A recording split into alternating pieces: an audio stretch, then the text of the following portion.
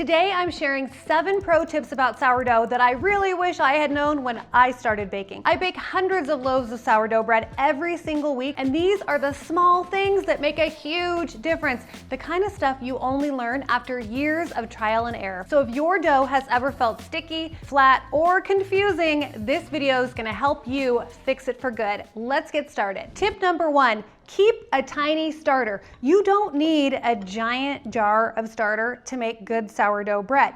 If you're baking maybe once a week or occasionally, there's no reason to have a giant starter like this. The larger your starter, the more you have to discard and feed. And that just means that you're using a lot of flour that you don't need to be using up. So if you're an occasional baker who's baking like once a week, keep a tiny starter. In this jar, I have 20 grams of my sourdough starter. And I'm gonna feed it with 20 grams of water. And here's another little bonus tip here. When you're feeding your starter, always add your water first and then mix up your starter with your water. So I've got 20 grams of starter, 20 grams of water, and now I'm gonna add in 20 grams of flour. I feed my starter with all-purpose flour, although I bake with bread flour because all-purpose flour is cheaper. And my starter is just as happy with all-purpose flour as it is with bread flour. I've got my 20 grams of starter, my 20 grams of flour, and my 20 grams of water, and I am left with a tiny starter, and that's okay. This is gonna be just fine. This is not considered a sweet starter, or if you've heard of a sweet stiff starter, this is still my active sourdough starter. It's just a smaller amount of it. And the reason why you wanna keep a small starter is because when I go to feed this tomorrow, because I feed my starter every day and I discard, I'm gonna discard until I have 20 grams of starter left, and then I'll feed it with 20 grams of flour and 20 grams of water.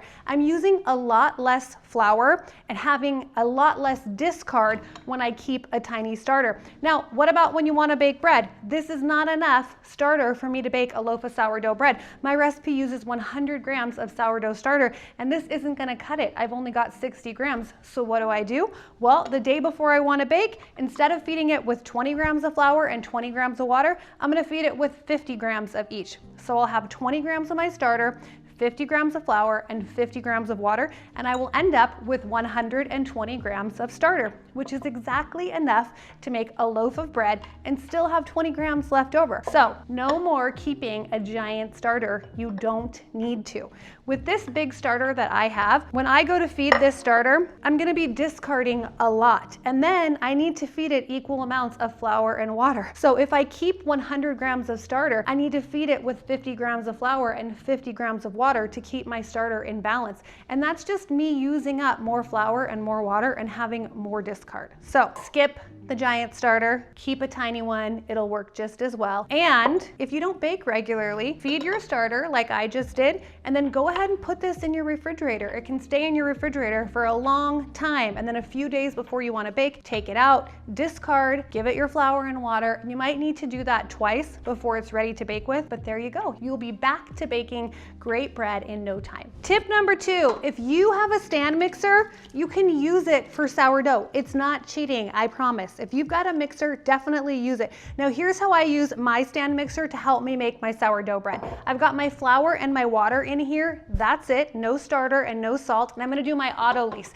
So all I'm gonna do is turn my mixer on to speed 2 and let this mix for about 2 minutes. Then I will turn it off, cover it, and then 30 minutes later, I will add my sourdough starter and my salt. I'll let it mix again for about 5 minutes on speed 2, and then that's it for the stand mixer. Then I will take it out of the bowl and do all of my stretch and folds like I normally would. But this saves me from having to do that like 7 or 8 minute initial mix where my arm is like burning and I feel like it's gonna fall off. So if you have a stand mixer, you should definitely use it. So it's gonna really help with the auto lease and the initial mix, and it actually really will help to develop the gluten in your bread and give you a stronger dough that's more elastic and extensible, which leads to taller loaves. So don't be afraid to get that fancy stand mixer out and use it. Now, when you're using your stand mixer, a couple of things to know. During the auto lease, now all I've got in here is my flour and my water. I am gonna come in and scrape down the bowl, and that's totally normal. So don't be afraid to do that. And then one other thing about using your stand mixer when you make sourdough, that when you take the dough out of the mixer, it can feel a little bit more loose than when you mix it by hand, okay? And that's all right, that's totally normal. So you might be taking the dough out of the bowl and you're gonna go, oh my gosh, Heather, what's going on? My dough seems soupy. Just make sure you don't over mix it. So I like to do speed 2 for 2 minutes for the auto lease, wait 30 minutes, then add your starter and your salt and mix for about 5 minutes on speed 2. Then I take it out. Once you get through your first round of stretch and folds, you'll see the dough start coming together beautifully. So don't panic if once you take it out of the mixer, it seems a little bit more soupy or runnier than it normally does. That's totally normal. It will come together during the stretch and folds. Tip 3, read the dough, not the clock. Now, when it comes to bulk fermentation, it's gonna be about feel, not about time. Now, bulk fermentation is the hardest part for pretty much all new sourdough bakers. Even experienced sourdough bakers can struggle with this sometimes. So when you want to determine if bulk fermentation is done with your dough or not, it's not going to be based upon a certain number of hours. I can't tell you in 4 hours your dough will be done bulk fermenting. I wish I could, because that would make the process a lot easier, but that's just not how sourdough works. So you've got to learn how to read your dough. Now here's how you determine when bulk fermentation is done. I like for my dough to have doubled in size, and I recommend that that's what everybody else do. So you want it to double in size or come close. So once I finished all of my stretch and folds, I transferred my dough from my mixing bowl into this bowl. I like this bowl because it's clear and it has straight sides, so it's really easy for me to see exactly how much my dough has risen, okay? So that's the first thing. Look to see that your dough has a good rise. The other thing that you want to look for is that your dough should have a domed top, almost like a slight muffin top, where it's kind of pulling away from the sides of the bowl. So if we come in here, it's a little bit hard to see on camera, but the dough is kind of pulling away from the sides of my container, and that's how I know that it's done. Now the other thing is that you can see all these bubbles that are in this dough here, and that's why having a clear container is really a great thing when it comes to sourdough, because you can actually see there's a lot of activity happening in this dough. So it's doubled in size, it's got a domed top, I can see all the bubbles along the sides of the dough, and also if you look carefully in here, there are some bubbles along the surface and the top of this dough as well. So I can see some bubbles here, here, here. Those are all great signs. And then the last thing is the texture of your dough. It should feel light and airy, like a giant fluffy marshmallow, okay? That's kind of the texture that we're going for. If I shake this container, you're gonna see the whole mass of dough moving back and forth. That's also another good sign. So let's go ahead and do that here. I'm gonna shake this dough and you're gonna see the whole thing move. Here we go. You see how the whole mass of dough is moving on the top? So that's a great sign that your dough is done. Now I'm gonna pull it away from the sides of the container. I'm gonna get my hands a little bit wet here, because water makes everything non-stick. And you can see that it's coming away easily from the sides of the container. It's not sticking. It doesn't look like a bunch of spaghetti strands inside the container, right? It's pulling away pretty easily. So that's another great sign that bulk fermentation is done. And one last pro tip about reading your dough. If your dough is warm and if your home and your kitchen is warm, bulk fermentation is going to happen a lot more quickly. Cooler dough ferments more slowly, and faster dough is going to ferment a lot more quickly. So understand that if you live somewhere that's really hot or it's hot in your house, the process is going to be faster. And the hard part about that is that when it turns to winter time from summer, something that might have been taking you 3 or 4 hours all summer could now take you 5, 6, 7 hours depending on how cold it is. So as the seasons change, we have to change too. Tip 4, use water instead of flour to handle sticky dough. Once we've mixed our dough, we're done with the flour. Goodbye flour. From this point on, we're using water to help manage our dough. Now we don't want to add any more flour to our dough because that actually can make your bread gummy and a little bit dense. It's much easier to use water. So water is going to be the magic ingredient that makes everything non-stick. And honestly, I cannot tell you how long it took me to actually figure this out. This is like the easiest pro tip that nobody ever talks about. So definitely use water. Now I've got my dough here, bulk fermentation is done. If I reach in here with dry hands, it's gonna start sticking to me. And once you have dough on your hands, all of the other dough is gonna just start sticking to it. So it's much easier if you go in with a wet hand. So I always have my water bottle with a little bit of water in it nearby. I'm gonna go in, take my dough out, Easy. And then it's not quite as messy. I mean, this dough is sticky. And a lot of people will comment and say, why doesn't your dough look sticky? And mine looks super, super sticky. Well, sourdough is gonna be sticky. And part of the reason why mine doesn't seem as sticky as maybe yours does is just because I have more experience handling the dough. So a little bit of water on your hands and on your dough scraper is gonna make it really easy to handle the dough. Do you see how it didn't stick at all to my dough scraper? And that's because my dough scraper is wet. This hand is dry and I've got the dough sticking to it. So let's give it a little spray.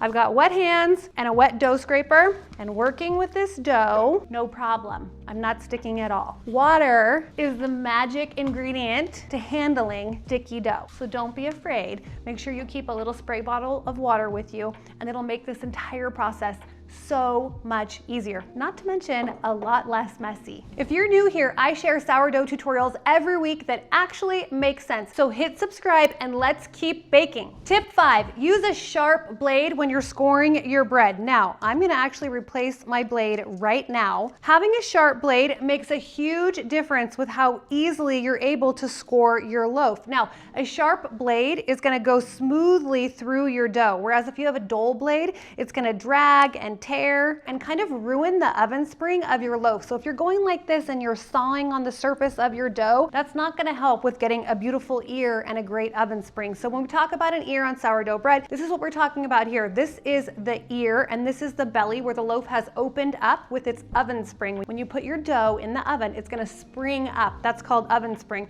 And what we wanna see is this beautiful ear and belly here. Now, one way to get a great ear is to use a really sharp blade. It's really inexpensive to get a pack of blades like this, a couple bucks for a pack of, I don't know, 10, so it's definitely worth it. Now you might see in a professional bakery, or if you've watched any videos on YouTube of other people in bakeries baking bread, they're using bread lawns like this. This is called a bread lawn, and it's what we use to score our dough. And these are basically plastic with the metal razor blade on them. And they're using these ones because they're pretty inexpensive, because guess what? We're replacing them several times a day. We're not using the same blade for like 6 months. So every few loaves, just to replace your blade, it will make a huge difference. So let me show you how I score my bread here. I'm gonna turn my dough out. This dough's been in the refrigerator overnight, and I'm using just a silicone bread mat here. You could also use parchment paper. I have my really sharp blade because it's gonna give me a clean cut, which is gonna allow me to control expansion and get a beautiful ear on my sourdough, which is what I'm going for. So here's my blade. I'm gonna score the dough from the top to the bottom, going about a 1/2 inch deep and holding my blade at a slight angle. So instead of up and down, like this, I'm gonna turn my blade and have it at an angle, and I'm scoring about a 1/2 inch deep, and you're gonna see how quickly this goes, okay? Starting at the top, there we go. Pretty simple, right? That is gonna give me a beautiful ear and a beautiful belly. So, sharp blade makes all the difference, and in the bakery, we replace the blade several times a day so we can get a great score on our bread. Tip 6, spray your dough with a little bit of water to create some additional steam right before you bake. So, I've got my dough here. I just scored it, and it's gonna go in my really hot Dutch oven. And we're gonna talk about baking properly in your Dutch oven with your particular oven in the next pro tip. But this right here is like the easiest pro tip ever, and it makes a huge difference. So load your dough into your Dutch oven, take your trusty water bottle here, and give it a couple sprays with some water. What this does is adds a little bit of additional steam inside the Dutch oven to help you get those beautiful blisters and that beautiful crust on your dough that everybody wants with their sourdough, okay? It's just like a little insurance plan. So I'm gonna take my trusty water bottle here, give it a couple squirts. Now you can overdo this. So we're talking like 3 quick sprays of water, okay? Don't get crazy with it. Okay, normally I'm a fan of like more is more, but when it comes to this, more is not more. So quick spray of water, lid goes on. This is gonna go in the oven immediately. Now, I have seen some people who like to throw ice cubes in their Dutch oven, and that's something that you need to be aware of if you want to do that or not. Some manufacturers do not recommend doing that. It can crack your Dutch oven or cause enamel coating to have some issues. So I don't do that. I just spray it with water, and then I don't have to worry about that. I've also put an ice cube in before and actually had the bottom crust of my loaf get kind of soggy, and I didn't like that. So take it with a grain of salt, but I always spray with water to create those beautiful blisters on my sourdough that everybody loves. Tip number 7, learn to master your oven and bake with steam. Now, I've got my Dutch oven here. It's really hot. It's been preheating in my oven at 450 degrees for about 30 to 45 minutes. So my Dutch oven and my oven are both very, very hot. Now, I like to bake at 450 degrees with the convection setting on with my oven. If you have convection, great. If you don't, that's okay too. Now, when we're baking, we are gonna be baking with the lid on our Dutch oven for the first 20 minutes. And the reason why is that we want to trap the steam inside the Dutch oven. So when we put this dough, this cold dough, into our hot Dutch oven and we put the lid on, as this bakes, the water in the dough is getting released and creating steam. We want that steam to stay in the Dutch oven. Why? Because the steam is going to allow the bread to rise up before the crust sets and gets too hard. If you've ever had sourdough bread where you're like sawing through the crust and it's just too thick and too hard, or a loaf of bread that's kind of flat with a really thick crust, it's because the oven was too hot and there wasn't enough steam, and that crust sets up and the bread gets really, really hard and it traps the steam inside the loaf so it can't rise up. That's why we bake sourdough bread in a Dutch oven and why we want to keep the lid on for the first 20 minutes. So I like to bake my bread with the lid on at 450 degrees for 20 minutes, and then I take the lid off and bake for 20 more minutes. Now guess what? Everybody's oven is different, right? Your oven might be baking hotter than mine. So if after the first 20 minutes you take the lid off, you're baking it for another 20 minutes, and you notice after about 10 minutes, so now your bread's been in the oven for 30 minutes, it's starting to get a little too brown, go ahead and put the lid back on, okay? So for me, it's 20 minutes lid on, 20 minutes lid off. For you, it might be 20 minutes lid on, 15 minutes lid off, or 25 minutes lid off. But the thing to know is that if your bread is getting too dark, you can go ahead and put the lid back on. It's okay to do that, okay? So every oven is different. Learn yours and make adjustments. So those are my 7 pro tips I wish I knew when I first started baking sourdough bread. Each one might seem small, but together they make the difference between an okay loaf and one that makes you proud every single time. Now, if you want to keep learning, check out my Perfect Sourdough Beginner's Guide next. I'll link it right here. It walks you through the full process step by step so you can bake incredible bread without the stress. Thanks so much for watching, and I'll see you next time.